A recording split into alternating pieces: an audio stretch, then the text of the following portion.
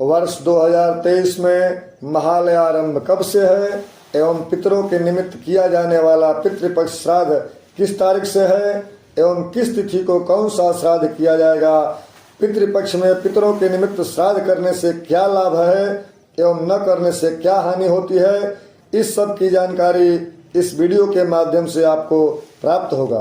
अगर आप चैनल पर नए हैं तो वीडियो को लाइक करें एवं अन्य लोगों को शेयर करें ताकि इसका लाभ सबको प्राप्त हो सके। चैनल को सब्सक्राइब करें तथा बेल आइकन दबाकर चैनल से जुड़े रहें। तो आइए वीडियो का श्री गणेश करते हैं। सबसे पहले जानेंगे कि श्राद्ध किसे कहते हैं। श्रद्धया पितॄन् उद्दिश्य विधिना क्रियते यत् कर्मं तत्श्राद्धम्। इसका अर्थ यह है कि पितरों के निमित्त विधि विधान पूर्वक जो कार्य श्रद्धा पूर्वक किया जाता है उसे श्राद्ध कहते हैं। इस विषय पर अनेक ऋषियों का मत एवं पुराणों का मत है।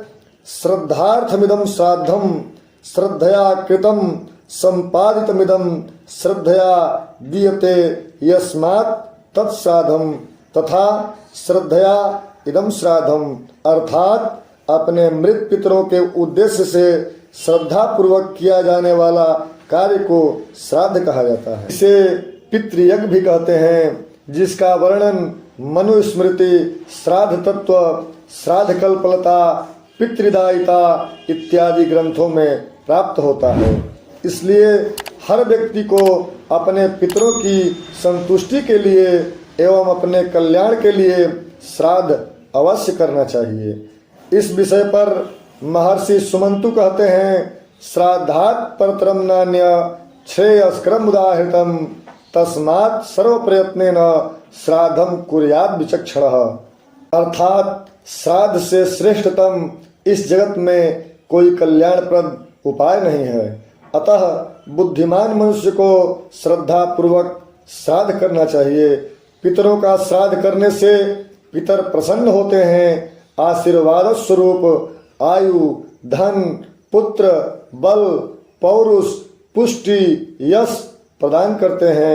श्राद्ध करने से सांसारिक जीवन सुखमय व्यतीत होता है एवं परलोक भी सुधरता है एवं अंत में मुक्ति भी प्रदान करता है। मार्कंडेय पुराण में वर्णन आया है कि आयु प्रजाम धनम विद्याम स्वर्गम मोक्षम सुखानि च प्रयच्छन्ति तथा राज्यम पितरः श्राद्ध तर्पिताः। अर्थात श्राद्ध से संतुष्ट होकर पितृगण श्राद्धकर्ता को दीर्घ आयु, संतति, धन, विद्या, राज्य सुख, स्वर्ग एवं मोक्ष प्रदान करते हैं। इसलिए जो श्राद्ध की विधि को जानता है, जो श्राद्ध का अनुमोदन करता है एवं जो श्राद्ध करने की सलाह देता है तो उसे श्राद्ध का पुण्य फल मिल जाता है।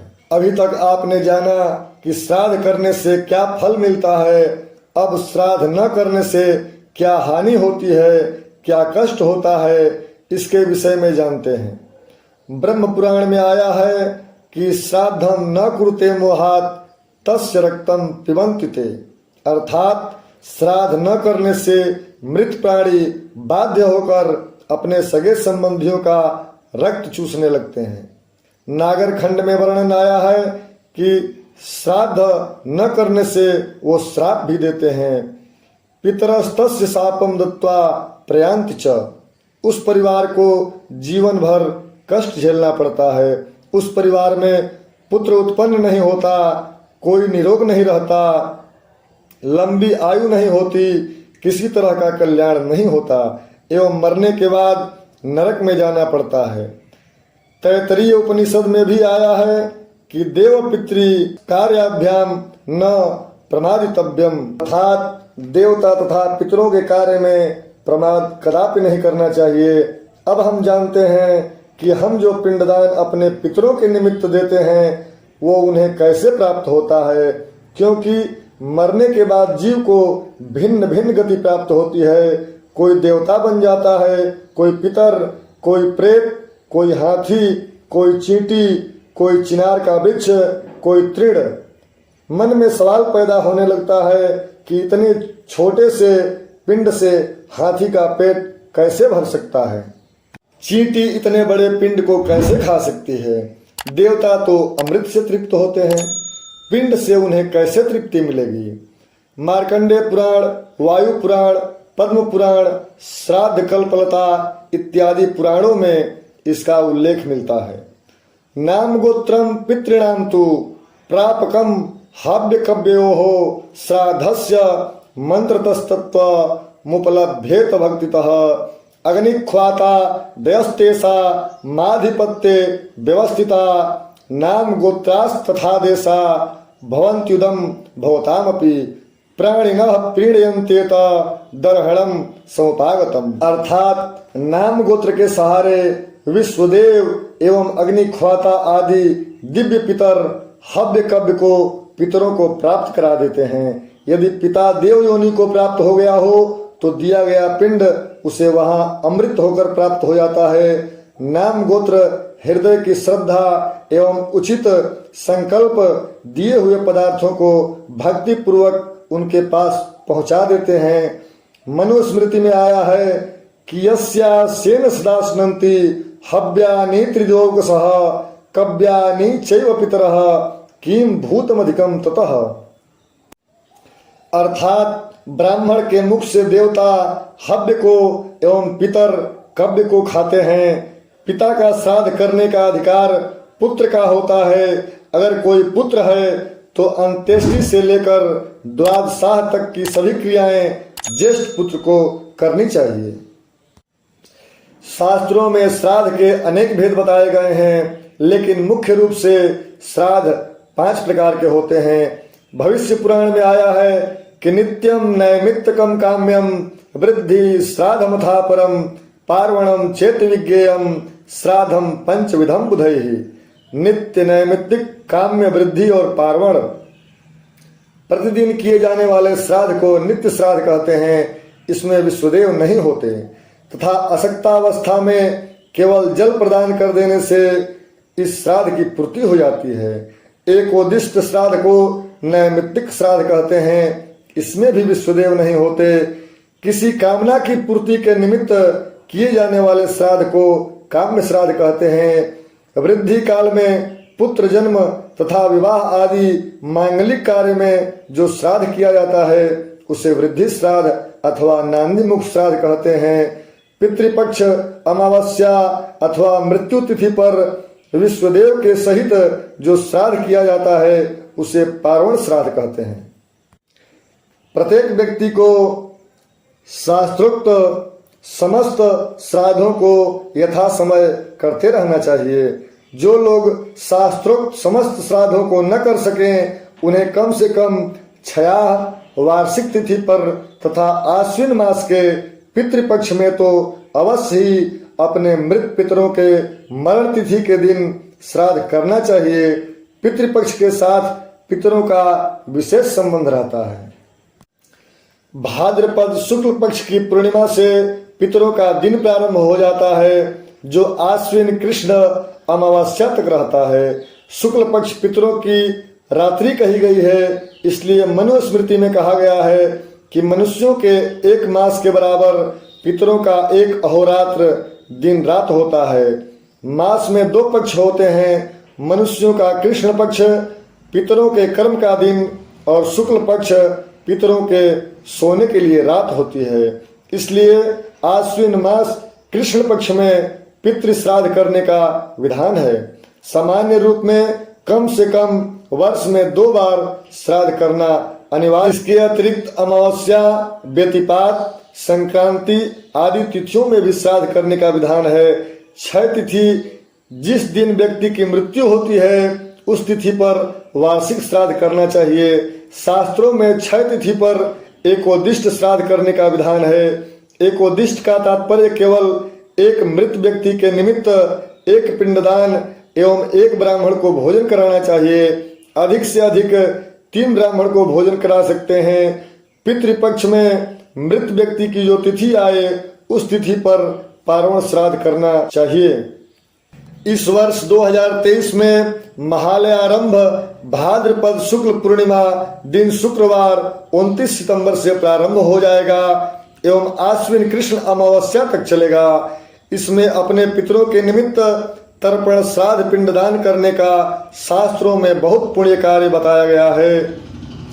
जिनके पिता की मृत्यु पूर्णिमा तिथि को हुई है वो लोग 29 सितंबर शुक्रवार को श्राद्ध कर सकते हैं। इसी दिन नांदी मातामह श्राद्ध पृष्ठादि श्राद्ध किया जाएगा। आश्विन कृष्ण 30 सितंबर दिन शनिवार को प्रतिपदा का श्राद्ध किया जाएगा। 1 अक्टूबर दिन रविवार को द्वितीय का श्राद्ध एवं इसी दिन 12:10 के बाद तृतीय का श्राद्ध भी किया जाएगा। 2 अक्टूबर दिन सोमवार को चतुर्थी का श्राद्ध किया जाएगा। 3 अक्टूबर दिन मंगलवार को पंचमी का श्राद्ध किया जाएगा। 4 अक्टूबर दिन बुधवार को षष्ठी का श्राद्ध दिन में 9:04 के बाद किया जाएगा। 5 अक्टूबर दिन गुरुवार को सप्तमी का श्राद्ध 8:58 के बाद किया जाएगा। 6 अक्टूबर दिन शुक्रवार को अष्टमी का श्राद्ध दिन में 9:25 के बाद किया जाएगा। जीवित पुत्रिका का व्रत महिलाएं पुत्र की दीर्घायु के लिए करती हैं, वो इसी दिन होगा। जीमूत वाहन का पूजन होगा। इसी दिन रात्रि में 16 दिन से चले आ रहे महालक्ष्मी व्रत का समापन भी होगा। 7 अक्टूबर दिन शनिवार को 10:21 के बाद मातृनवमी का श्राद्ध किया जाएगा। माताओं के लिए मातृनवमी तिथि को ही श्राद्ध करना चाहिए। 8 अक्टूबर को दशमी का श्राद्ध दिन में 11:45 के बाद एवं 9 तारीख को 1:32 के पहले कर लें। 10 अक्टूबर को एकादशी का श्राद्ध दिन में 3:34 के पहले किया जाएगा। इसी दिन सभी लोग इंदिरा एकादशी का व्रत भी करेंगे। 11 अक्टूबर को द्वादशी का श्राद्ध किया जाएगा। सन्यासी यति एवं वैष्णव का श्राद्ध भी इसी दिन करना चाहिए। 12 अक्टूबर को त्रयोदशी का श्राद्ध किया जाएगा। मास शिवरात्रि का व्रत भी इसी दिन किया जाएगा। 13 अक्टूबर को चतुर्दशी का श्राद्ध किया जाएगा एवं इसी दिन शस्त्रघात इत्यादि से मृत लोगों का भी श्राद्ध किया जाएगा। 14 अक्टूबर दिन शनिवार को अमावस्या का श्राद्ध किया जाएगा। इस दिन स्नान दान का भी बहुत महत्व है। सर्वपैत्री अमावस्या रहेगी। इस दिन ज्ञात अज्ञात तिथि वालों का भी श्राद्ध किया जाएगा। अपने अपने माता पिता के तिथियों पर भगवान विष्णु के प्रीत्यर्थ ब्राह्मण भोजन अवश्य कराना चाहिए। इस दिन पितृ विसर्जन भी होगा। महालया का समापन होगा। आश्विन शुक्ल पक्ष 15 अक्टूबर दिन रविवार को दौहित्र कर्तृक मातामह श्राद्ध किया जाएगा। इसी दिन जीवित पितृ आदि का भी श्राद्ध किया जाता है। शारदीय नवरात्र भी इसी दिन से प्रारंभ हो जाएगा। कन्या के सूर्य में पितरों के निमित्त श्राद्ध पिंडदान आदि करने से महान पुण्य की प्राप्ति होती है।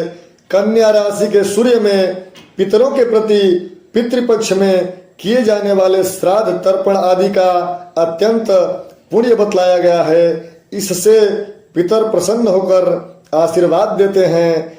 इसी तरह प्रमाणिक शास्त्रोक्त एवं धार्मिक व्रत कथा त्योहार एवं ग्रह बाधा संबंधित जानकारी के लिए हमारे चैनल से जुड़े रहें। जय विश्वनाथ। हर हर महादेव।